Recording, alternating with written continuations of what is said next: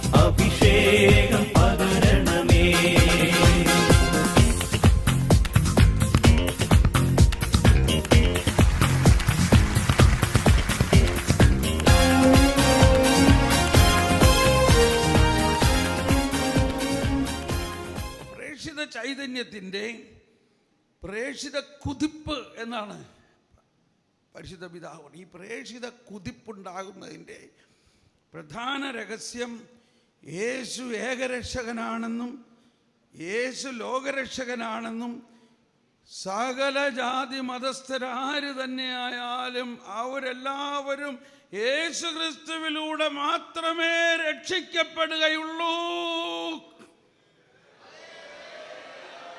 ആകാശത്തിന് കീഴേ, എല്ലാവരും പറഞ്ഞേ, ആകാശത്തിന് കീഴേ മനുഷ്യരുടെ രക്ഷയ്ക്കായി വേറൊരു നാമവും നൽകപ്പെട്ടിട്ടില്ല,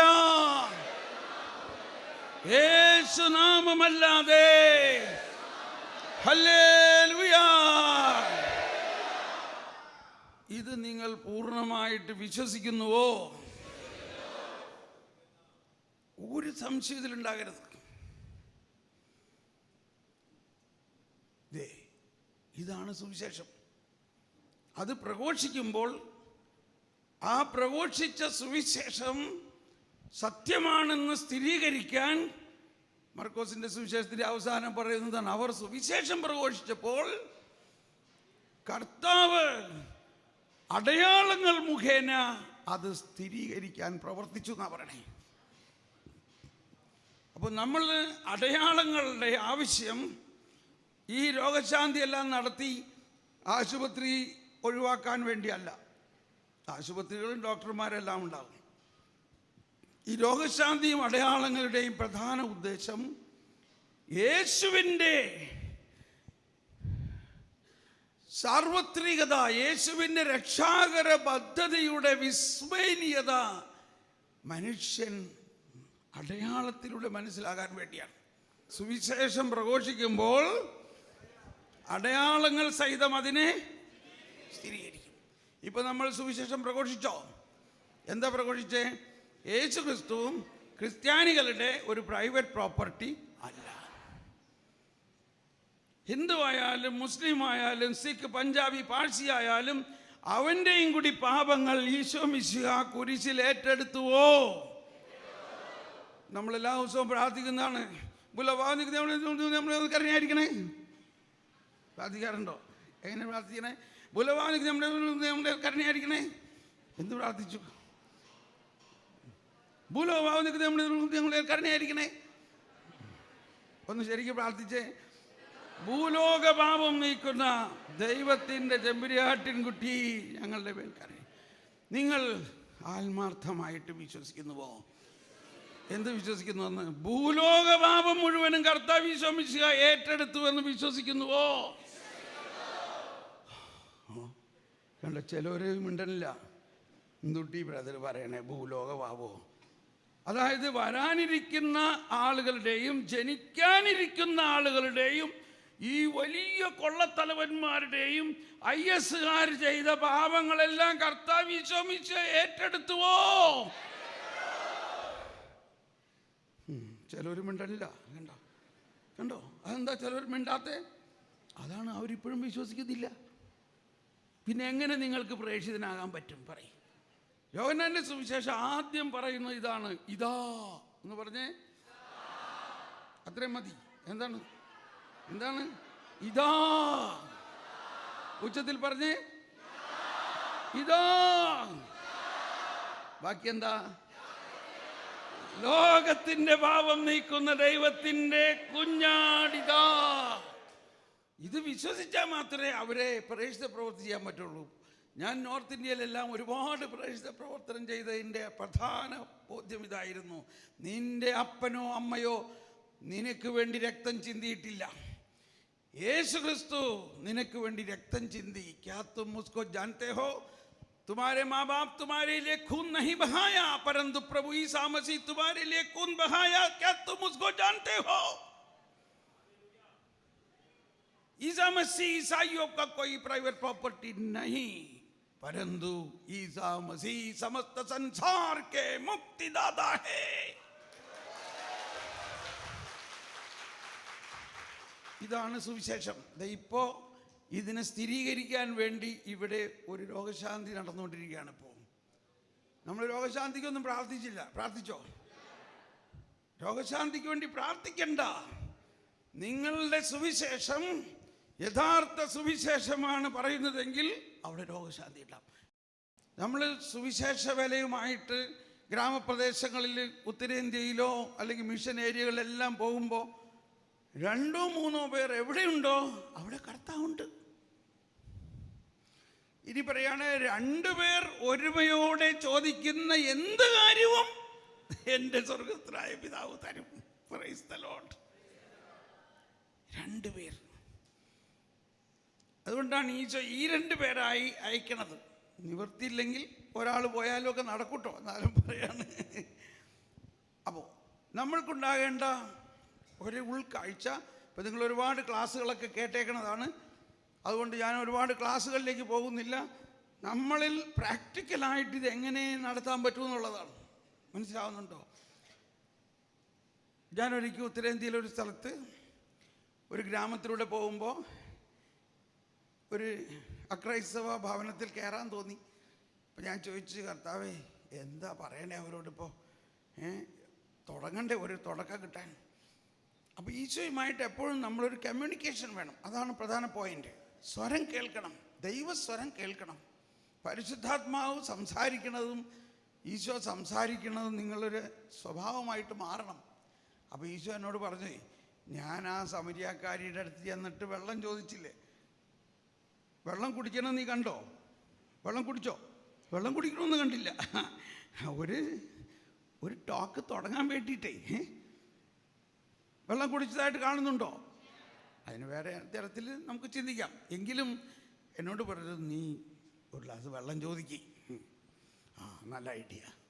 അപ്പോൾ ഈ ഹിന്ദുക്കൾ എന്നൊക്കെ പറഞ്ഞാൽ വെള്ളം ചോദിച്ചാൽ അവർക്ക് വലിയ ഇഷ്ടമാണ്. അവരുടനെ നമ്മളെ കയറി ഇരുത്തി വെള്ളം കൊണ്ടുവന്നു.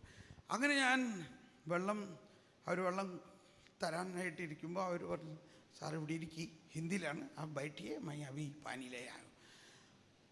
അപ്പോൾ അകത്തൊരു കൊച്ചിൻ്റെ ഭയങ്കര കരച്ചിൽ കേൾക്കുന്നുണ്ട്. അപ്പോൾ ഈ വെള്ളം കൊണ്ടുവന്ന ആൾ പറയണം, അത് ആ കൊച്ചിന് തീരെ അസുഖമായിട്ടാണ്, അതൊരു ശല്യമായിട്ട് വിചാരിക്കണ്ട. ഞങ്ങൾ പല ഡോക്ടർമാരുടെ അടുത്ത് പോയിട്ടും അതിന് സൗഖ്യമാവുന്നില്ല. അപ്പോൾ ഇയാൾ എന്നോട് ചോദിച്ച്, ആപ് കഹാൻ സെ ആയ? അപ്പം ഞാൻ മൈ ബോംബെ സെ ആയ. ഞാൻ ബോംബെ നിന്നാണ് വരണം. ഓ ആപ് ബോംബെ സെ ഇധർ കിസ്കെ ലിയെ ആയ? ആപ്കാ ക്യാ നാം ഹൈ? മേരാ നാം തോമസ്. തോമസ്, आप ईसाई है क्या? हाँ हाँ, आप क्रिश्चियन है? हाँ क्रिश्चियन है। अच्छा, आप आपका वो क्राइस्ट के बारे में कुछ मुझे बताएगा? Praise the Lord കേട്ടോ. അയാൾ ചോദിക്കാൻ, എനിക്ക് ആ ക്രിസ്തുവിനെ കുറിച്ച് 2 വാക്ക് പറയാമോ എന്ന്.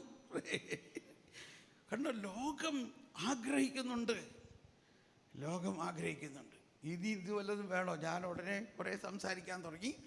ഞാൻ ആദ്യം പറഞ്ഞത് യേശു ക്രിസ്തു ക്രിസ്ത്യാനികളുടെ പ്രൈവറ്റ് പ്രോപ്പർട്ടി അല്ല. യേശു ക്രിസ്തു വന്നപ്പോൾ ക്രിസ്ത്യാനികൾ ആരും ഉണ്ടായിരുന്നില്ല. യേശു ക്രിസ്തു വന്നത് സകലവർക്കും വേണ്ടിയാണ്, നിനക്കും കൂടി വേണ്ടിയാണ്. നിൻ്റെയും നിൻ്റെ കുടുംബത്തിൻ്റെയും സകല പാപങ്ങളും യേശു ക്രിസ്തു ഏറ്റെടുത്ത് കഴിഞ്ഞിരിക്കുന്നു. എനിക്ക് നല്ല വിശ്വാസമാണ്. നിങ്ങൾക്ക് ആ വിശ്വാസത്തിൽ വരാൻ വേണ്ടിയാണ് ഒരുപക്ഷെ എന്നെ ഇവിടെ കൊണ്ടുവന്നത്. ഓഹോ, അപ്പോൾ എനിക്ക് തോന്നി, നീ ഇത് വിശ്വസിക്കുന്നുവെങ്കിൽ ഇപ്പം നിൻ്റെ ഈ കൊച്ചിൻ്റെ അസുഖം മാറുമെന്ന് പറഞ്ഞു. ഇനി എന്താ വേണ്ടേ? ഇങ്ങനെ പറയണ നേരത്തെ എൻ്റെ അകത്ത് ഒരു സംശയം ചിലപ്പോൾ വരാറുണ്ട്, മാറിയില്ലെങ്കിലോ? അപ്പം ഞാൻ പറയുവേ, അത് ഞാൻ പിന്നെ പറയാം. അപ്പോൾ അവർ ആ കൊച്ചിനെയും കൊണ്ട് വന്ന്, കൊച്ചു എന്ന് പറഞ്ഞ് കരച്ചിലാണ്. അപ്പോൾ ഞാൻ പറഞ്ഞു, യേശു ക്രിസ്തു ലോകരക്ഷകരാണ്, സകല മർത്യരുടെയും ദൈവമാണ്. യേശു ഒരു മതമുണ്ടാക്കാനല്ല വന്നത്. യേശു സകലരുടെയും പാപം ഏറ്റെടുത്ത് സകലരെയും സ്വർഗത്തിൽ കൊണ്ടുപോകാനാണ് വന്നത്. അവർ പറഞ്ഞു, ഞങ്ങളത് വിശ്വസിക്കുന്നു. ഓക്കെ, നിങ്ങൾ വിശ്വസിക്കുന്നുവെങ്കിൽ ഇപ്പോൾ നിങ്ങൾക്ക് ഈ കുട്ടിയുടെ രോഗം മാറി അത് നിങ്ങളെ സ്ഥിരീകരിക്കും എന്ന് പറഞ്ഞ് ഞാൻ, ഈശോയെ നീ പറഞ്ഞിട്ടുണ്ട്. എന്താ ഈശോ പറഞ്ഞേക്കണത്? വിശ്വാസികൾക്ക് ഈ അടയാളം ഉണ്ടാകും. എന്താ അടയാളം?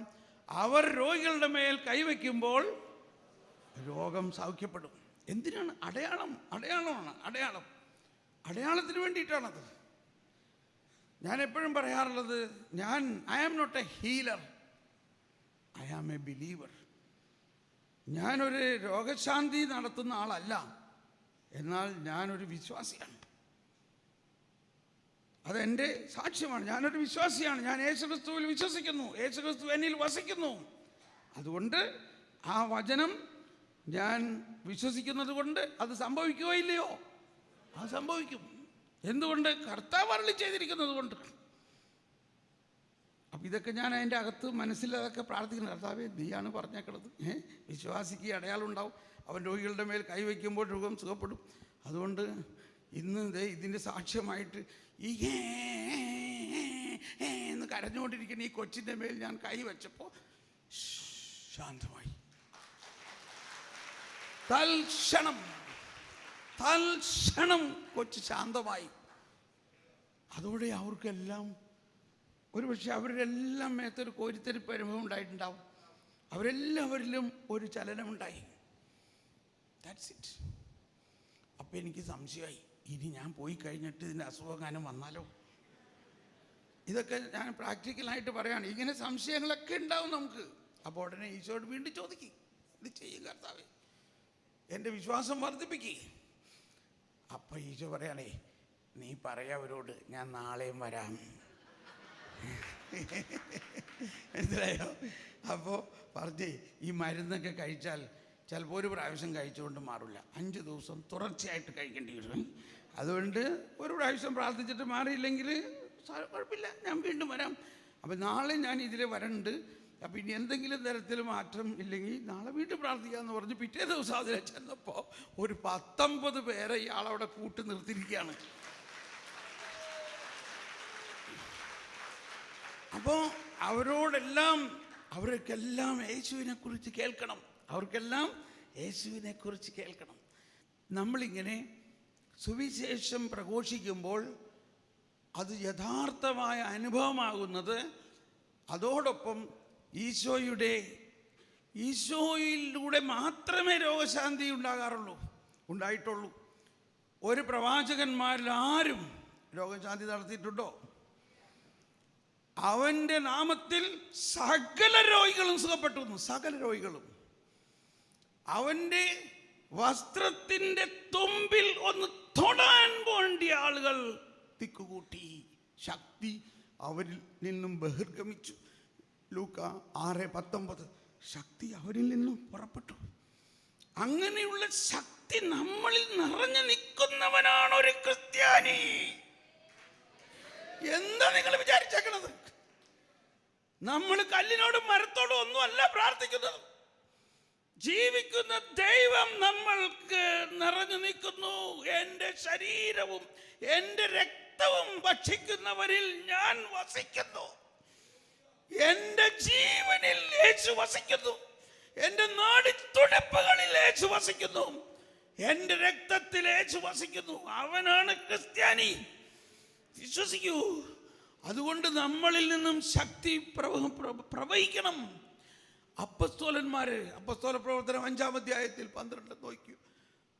പത്രോസും യോഹന്നാനുമെല്ലാം പോകുന്ന വഴിക്ക് ആളുകൾ രോഗികളെ വഴിയിൽ കൊണ്ടുവന്ന് കടത്തിയിരിക്കുന്നു. അവരുടെ നിഴലെങ്കിലും വീണാൽ സൗഖ്യമായിരുന്നു. പത്രോസിന്റെ നിഴല് വീണപ്പോൾ അവർ സൗഖ്യപ്പെട്ടു. ഇതാണ് അപ്പസ്തോല പ്രവർത്തനം. ഞാൻ വിശ്വസിക്കുന്നു, നിങ്ങളിത് വിശ്വസിക്കുന്നു? ഇങ്ങനെ ഒരു അവസ്ഥ ഉണ്ടായാലാണ് ലോക സുവിശേഷവൽക്കരണം ഉണ്ടാകുന്നത്. ഹല്ലേലൂയാ. കർത്താവിൻ്റെ പരിശുദ്ധാത്മാവിന് യാതൊരു അതിരുകളുമില്ല, ഒരതിരുകളുമില്ല. അപ്പസ്തോല പ്രവർത്തനത്തിൽ കണ്ടു, ഒരു ഷണ്ടനെയാണ് കർത്താവ് എത്യോപ്യയിൽ സുവിശേഷം പ്രഘോഷിക്കാനായിട്ട് നിയോഗിച്ചത്. ഒരു ഷണ്ടനെ, ഒരു കൊർണേലിയോസ് എന്ന് പറഞ്ഞ ഒരു വിജാതീയനെയാണ് മാർപ്പാപ്പയെ വിളിക്കാനായിട്ട് സന്ദേശം തരാൻ കൊടുത്തു വിട്ടത്. അതെല്ലാം നമ്മൾക്ക് തരുന്ന ഒരു ബോധ്യം, അത്രയ്ക്ക് അതിരുകളില്ലാത്തതാണ് പരിശുദ്ധാത്മാവിൻ്റെ പ്രവർത്തനം. അതിരുകളില്ലാത്തത്. ആ പരിശുദ്ധാത്മാവിൻ്റെ പ്രവർത്തനത്തെ, ആ വരദാനങ്ങളെ അപ്പസ്തോലന്മാരെ വിളിച്ചു. കണ്ടോ, he called them, he gave them, he send them. ലൂക്കായുടെ സുവിശേഷം 9-ാം അധ്യായത്തിൻ്റെ ആദ്യ വചനം. ലൂക്കായുടെ സുവിശേഷം 9-ാം അധ്യായം 1-2 വചനം പറയുന്നത് എന്താണ്? അവൻ അപ്പസ്തോലന്മാരെ 12 പേരെയും വിളിച്ച് സകല പിശാചുക്കളുടെയും മേൽ അവർക്ക് അധികാരവും ശക്തിയും കൊടുത്തു. അതോടൊപ്പം രോഗങ്ങൾ സുഖപ്പെടുത്താനും ദൈവരാജ്യം പ്രസംഗിക്കാനും രോഗികളെ സുഖപ്പെടുത്താനുമായി അവൻ അവരെ അയച്ചു. അതാണ് ദൈവരാജ്യം പ്രഘോഷിക്കണം. ഫരിസേര് പ്രഘോഷിച്ച 10 കൽപ്പനകളും നീ ഇന്നത് ചെയ്തില്ലെങ്കിൽ ഇന്ന ശിക്ഷയുണ്ടാകും, അത് ദൈവരാജ്യമല്ല. അതിനെതിരായിട്ടുള്ള ഒരു സുവിശേഷമാണ് യേശു കൊണ്ടുവന്നിരിക്കുന്നത്. ഇവിടെയാണ് നമുക്കുണ്ടാകേണ്ട മാറ്റം. എന്താണ് ദൈവത്തിൻ്റെ കരുണ? കരുണ എന്നത് യേശുവിന് പാപികളോടുള്ള സ്നേഹമാണ്. മാർപ്പാപ്പയുടെ പ്രസംഗങ്ങളിൽ നമുക്കിത് കാണാം. കരുണയുടെ വർഷത്തിൽ മാർപ്പാപ്പ എടുത്തു പറഞ്ഞൊരു കാര്യമാണ്, മത്തായിയുടെ വീട്ടിൽ ഈശോ കടന്നു ചെന്നു. ചെല്ലാൻ പാടില്ലാത്തതാണ്, അവനൊരു പാപിയാണ്. ഫരിസേരോ യഹൂദർ കടക്കാൻ പാടില്ല, പക്ഷെ അവൻ കടന്നു. എന്തുകൊണ്ട് കടന്നു? കരുണ. എന്നിട്ട് മാർപ്പാപ്പ പറയാണ്, മത്തായിയിൽ യേശു എന്ത് കണ്ടു? മത്തായിയുടെ പാപത്തെ കണ്ടുവോ?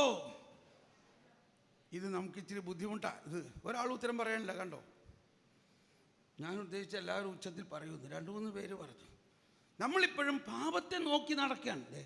അവനാൾ പക്ഷെ കണ്ടോ, അവൻ്റെ കൂടെ കൂട്ടിയിട്ടുണ്ട് കേട്ടോ, സിസ്റ്ററെ അയാളുടെ കൂടെ പോകണ്ടോ, സഹോദരി അയാളെ സൂക്ഷിക്കണേ, അവൻ പ്രാർത്ഥനാ ഗ്രൂപ്പിൽ ആദ്യമായിട്ട് വന്നേക്കണാണ്, അവൻ്റെ ഹിസ്റ്ററി ഒന്ന് പഠിക്കണം.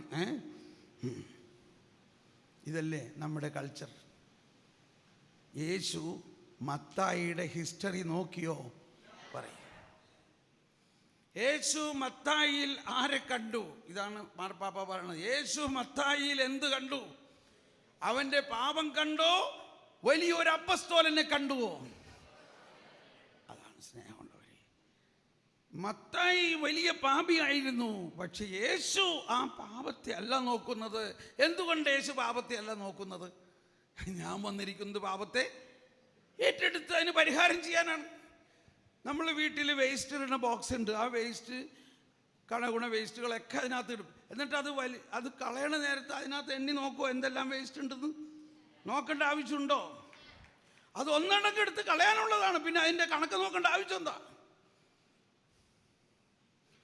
ഇത് പറയുമ്പോൾ എല്ലാവർക്കും ഒരു പേടിയാണ്. ബ്രദറെ, ഇങ്ങനെയൊക്കെ പറയുമ്പോൾ ബ്രദർ പാപം ചെയ്യാനുള്ളൊരു ലൈസൻസ് മാതിരി തോന്നുന്നുണ്ടോ? ഇതാണ് എല്ലാവരും എന്നോട് പറയാറ്. ബ്രദർ, ഇങ്ങനെ പറയുമ്പോൾ സൂക്ഷിക്കണേ, കാരണം അതിൽ നിന്നും എല്ലാവർക്കും എന്ത് വേണമെങ്കിലും ചെയ്യാമെന്നുള്ളത് ആവില്ല.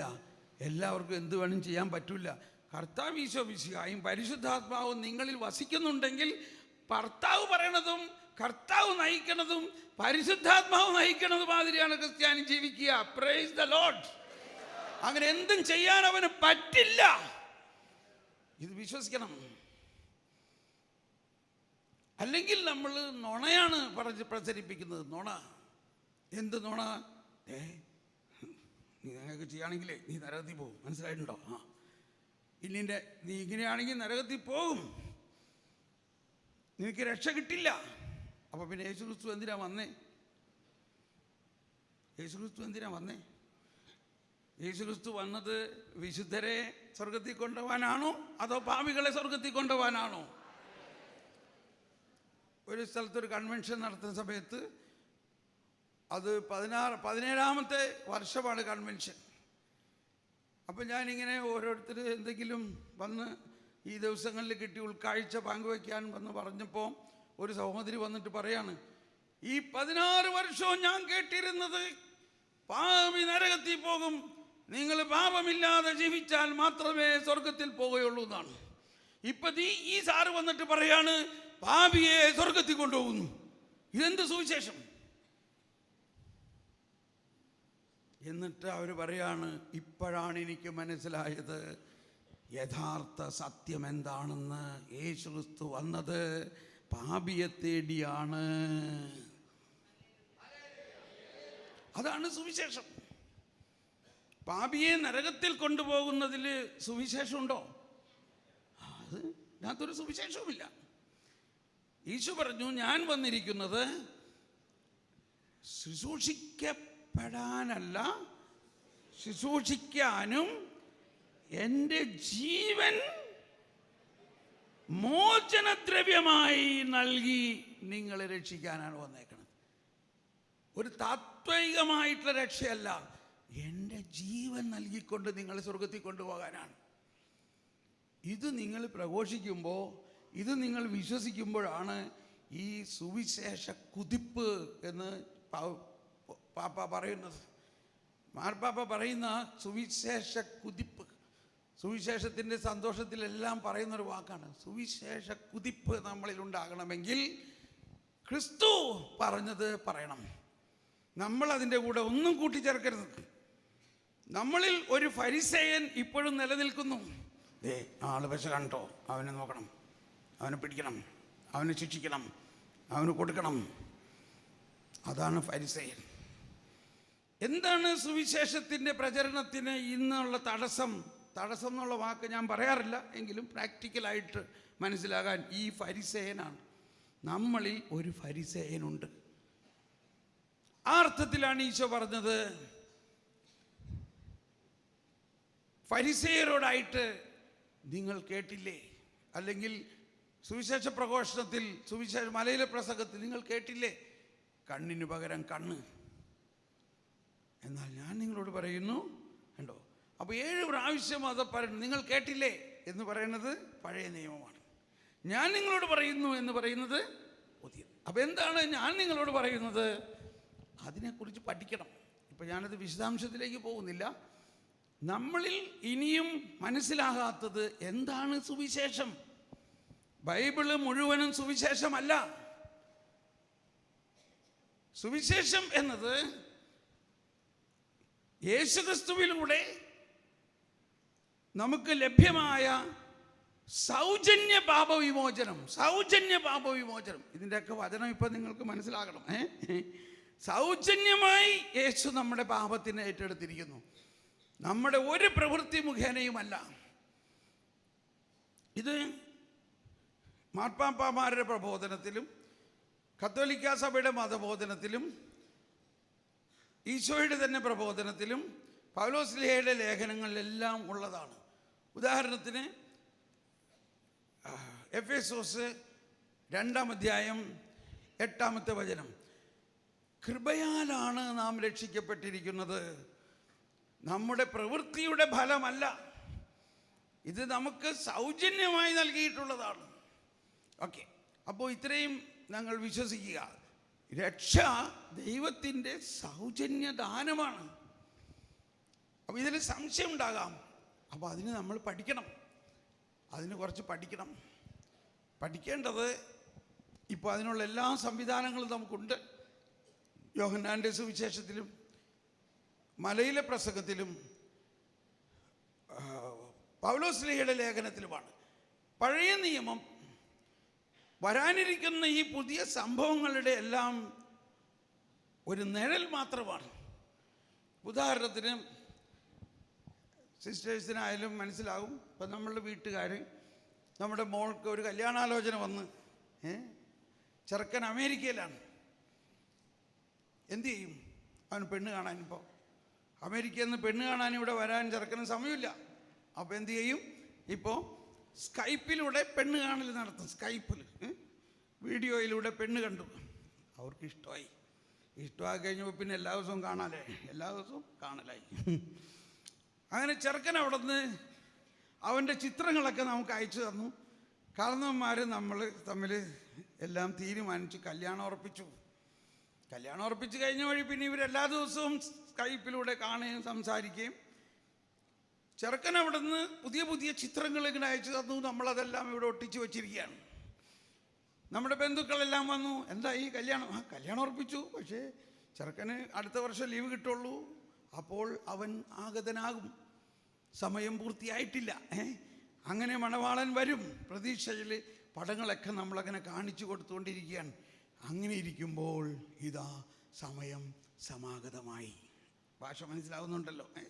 മണവാളൻ വന്നു, ചെറുക്കൻ നമ്മുടെ വീട്ടിൽ വന്നു, കല്യാണം കഴിഞ്ഞു. ഇതാ ചെറുക്കൻ മണവാളൻ നമ്മുടെ വീട്ടിൽ വന്നേക്കണു. ക്ലിയർ? ഇനി പടം കാണിച്ചു കൊടുക്കണോ അതെ അവനെ നേരിട്ട് കാണണോ? പറയും. കാര്യം മനസ്സിലായോ? അതുകൊണ്ടാണ് നമ്മുടെ സിറോ മലബാർ കുർബാനയിൽ ഇങ്ങനെ ഒരു പാട്ടുണ്ട്. നിഴലാം നിയമം വിട്ടു നൂതന നിയമം പാലിച്ചവനം പൗലോസ് ശ്ലീഹ തന്നുടെ മാതൃക നിങ്ങൾ കൈക്കൊണ്ടിടുവിൻ. ശൗലെന്നായൂതൻ നിയമം ചാർത്തും തിരശീലകളാൽ അന്ധൻ മിശിഹാവനിൽ തൻ നിയമത്താൽ കാഴ്ച പകർന്നു. ഇസ്രായേലിൻ തീഷ്ണൻ ശൗലിനയ നാഥൻ പരിചിൽ നേടി തിരുസഭ തന്നിൽ മാതൃക നേരും തീഷ്ണത നൽകാൻ. പൗലോസ്ലീഹയുടെ ലേഖനങ്ങൾ നിങ്ങൾ വായിക്കണം. പഴയ നിയമം മുഴുവനും പുതിയ നിയമത്തിൽ പൂർത്തീകരിച്ചിരിക്കുന്നു. പഴയ നിയമത്തിൽ ഏശയ്യ ഈ വരാനിരിക്കുന്നവനെ കുറിച്ച് കുറേ പടങ്ങൾ അയച്ചു. പടം അയച്ചോ? എസക്കിയേൽ അയച്ചു, ഡാനിയേൽ അയച്ചു, എല്ലാ പ്രവാചകന്മാരും അയച്ചു. അവസാനം ഇതാ ആ ആൾ വന്നു കഴിഞ്ഞിരിക്കുന്നു. ആ ആൾ ഇപ്പം എവിടെ ഇരിക്കണേ? നമ്മുടെ ഉള്ളിൽ വന്നു കഴിഞ്ഞിരിക്കുന്നു. ദൈവം നമ്മോടുകൂടെ. ഇതാണ് സുവിശേഷം. സുവിശേഷം എന്ന് പറഞ്ഞാൽ ദൈവം നമ്മോടുകൂടെ.